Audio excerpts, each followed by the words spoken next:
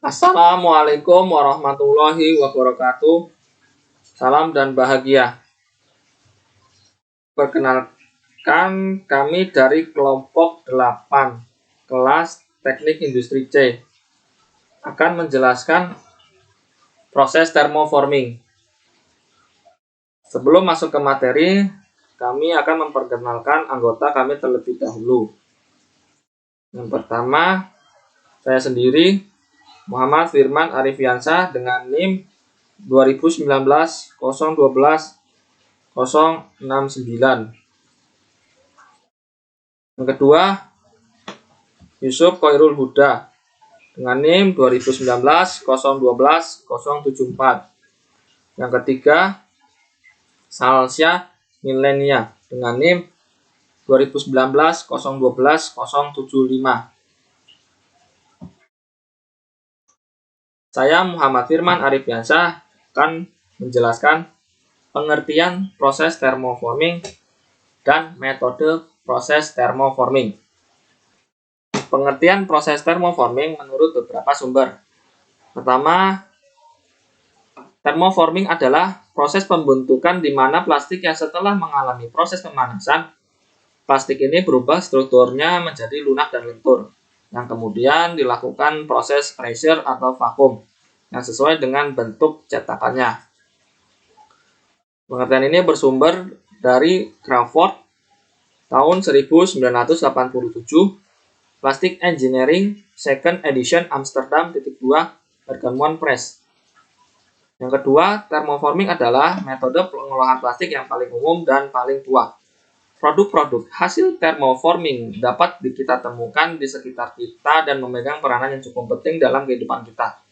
Contoh produk yang diproses secara thermoforming adalah nampan biskuit atau tempat biskuit, es krim, kemasan makanan, wadah telur, piring, gelas, dan lain-lain.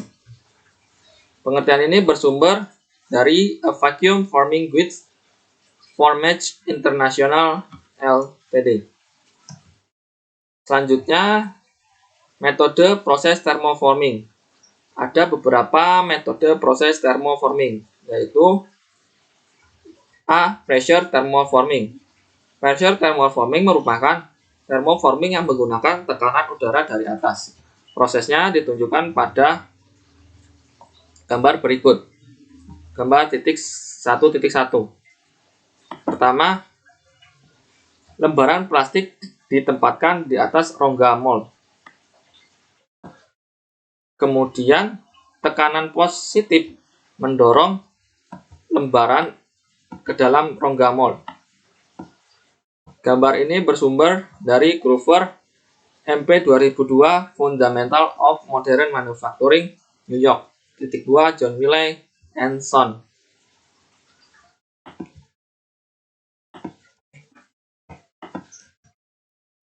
Yang B, vacuum thermoforming. Sesuai dengan namanya, thermoforming yang satu ini menggunakan sistem vakum untuk menghisap plastik. Ada dua cara melakukan vakum thermoforming, yaitu cara pertama, plastik yang bergerak ke arah mold. Di sini ada dua cara, negative mold and positive mold. Selanjutnya cara kedua, mold yang bergerak ke arah plastik. Cara pertama ditunjukkan pada 1.2 dan 1.3, sedangkan cara kedua ditunjukkan pada gambar 1.4. Pada gambar 1.2 di sini vakum thermoforming, cara pertama negative mold. Pertama, lembaran plastik datar dihaluskan melalui proses pemanasan. Di proses pertama sini. Kedua, lembaran yang sudah halus ditempatkan di atas rongga mold yang cekung. Ketiga, tekanan vakum menarik lembaran ke dalam rongga. Keempat, plastik yang sudah mengeras akibat kontak dengan permukaan mold yang dingin masuk, produk diangkat dan jadi diambil.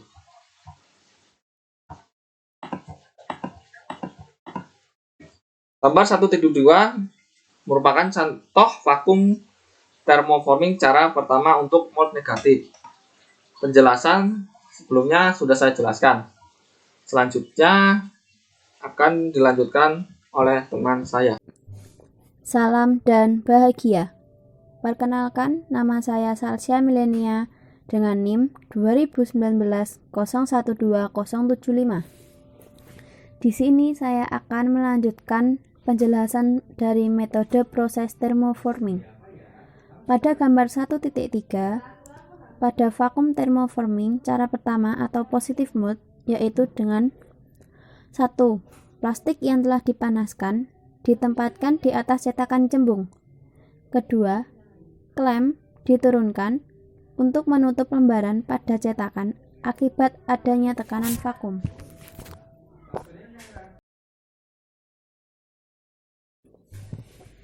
Pada gambar 1.4 adalah cara vakum thermoforming yang kedua. Berikut penjelasan dan langkah-langkahnya. 1. Mempersiapkan mesin thermoforming. Kedua, menyiapkan mold dan penjepit plastik. Ketiga, memanaskan plastik. Keempat, menaikkan mold ke arah plastik. Kelima, menyedot plastik dengan sistem vakum. Keenam, melakukan pendinginan pada plastik. Ketujuh, hasil jadi dilepas. Mechanical thermoforming. Teknik thermoforming yang satu ini tidak menggunakan tekanan udara ataupun sistem vakum, melainkan dengan menggunakan mold positif dan mold negatif. Caranya ditunjukkan pada gambar 1.5, yaitu dengan cara 1. Plastik yang telah dipanaskan ditempatkan di atas mold negatif. Yang kedua, mold positif dimasukkan ke mold negatif untuk membentuk lembaran.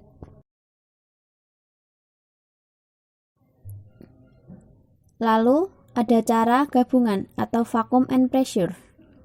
Cara yang satu ini adalah menggabungkan cara vacuum thermoforming dengan pressure thermoforming, di mana ada tekanan udara dari atas yang menekan plastik dan ada sistem dari bawah yang menghisap plastik.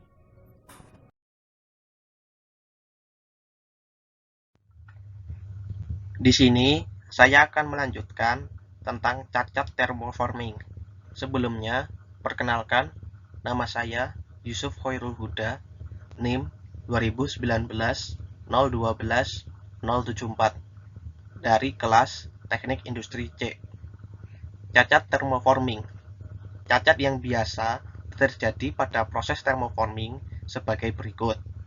Yang pertama, bubbles, yaitu gelembung yang terjadi pada plastik karena plastiknya terlalu panas. Yang kedua, webbing, yaitu permukaan plastik menjadi mengkerut atau kusut. Hal ini terjadi karena pemanasan yang terlalu tinggi dan tidak merata serta daya hisap atau vakumnya masih lemah. Yang ketiga, post-forming distortion, yaitu penyusutan pada cetakan karena mold diambil pada saat plastik masih dalam keadaan panas. Yang keempat, plastik gosong. Hal ini terjadi karena temperatur yang terlalu tinggi atau waktu pemanasannya yang terlalu lama. Yang kelima, permukaan kurang detail. Hal ini terjadi karena pemanasan yang tidak merata dan daya hisap vakumnya masih lemah. Yang keenam, tebal plastik cetakan tidak merata. Hal ini terjadi karena pemanasan yang tidak merata. Yang ketujuh, perubahan warna pada plastik. Hal ini terjadi karena pemanasan yang terlalu lama. Baik, lanjut. Kelebihan dan kekurangan dari proses thermoforming. Keunggulan dari proses thermoforming diantaranya, yang pertama, proses pengerjaannya yang cepat tanpa mengurangi kualitas produk akhir. Yang kedua, proses produksi plastik yang relatif biayanya rendah. material yang digunakan dioptimalkan untuk efektivitas biaya dan dapat menurunkan tooling cost. Dan yang ketiga, produk yang dihasilkan sangat estetis. Penggunaan plastik berwarna dan pengecetan plastik dimungkinkan sehingga dapat menyesuaikan dan memenuhi kebutuhan pelanggan. Selanjutnya, kekurangan dari proses thermoforming diantaranya: yang pertama, bahan material mahal atau lembaran plastik. Yang kedua, sisa potongannya banyak. Yang ketiga, bentuk benda yang terbatas. Dan yang keempat, sifatnya menyesuaikan ketebalan dinding. Material-material yang biasa digunakan dalam proses thermoforming. Material yang biasa digunakan diantaranya: yang pertama, ABS atau acrylonitrile butadiene styrene. Plastik ini memiliki kekakuan dan ketahanan benturan yang baik. ABE tersedia dalam hampir semua warna dan juga beberapa tekstur. Yang kedua, akrilik atau seperti polymethyl methacrylate atau plexiglass atau PMMA. Bahan ini bersifat bening dan tahan abrasi. Selain mudah dibentuk, akrilik juga tersedia dalam berbagai pilihan warna. Yang ketiga, HDPE atau High Density Polyethylene. Bahan ini tahan terhadap benturan serta resisten terhadap bahan kimia. HDPE juga memiliki ketahanan akan suhu dingin yang bagus. Yang keempat, HIPS atau High Impact Polystyrene. Bahan ini cukup rendah biaya jika dibandingkan dengan plastik lainnya. HIPS juga mudah dibentuk dan tersedia dalam banyak warna. Yang kelima, HMPWE atau High Molecular Weight Polyethylene. Plastik ini memiliki ketahanan benturan yang tinggi, tahan akan zat kimia, dan tahan bolong. Yang keenam, PC atau polikarbonat.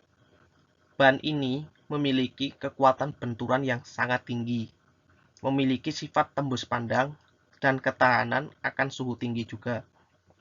Yang ketujuh, PET atau polyethylene terephthalate. PET juga adalah plastik tembus pandang yang biasa digunakan untuk pembuatan kemasan makanan dan minuman. Yang kedelapan, PETG atau polyethylene terephthalate glycol. PETG merupakan plastik bersifat bening dan memiliki ketahanan benturan yang sangat baik. Yang kesembilan, PP atau polypropylene.